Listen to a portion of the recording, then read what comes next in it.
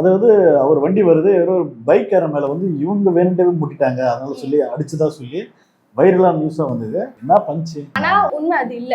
அந்த வண்டி பார்த்தனா அவர் வண்டி கிடையாது. வண்டியே போலியான இல்ல.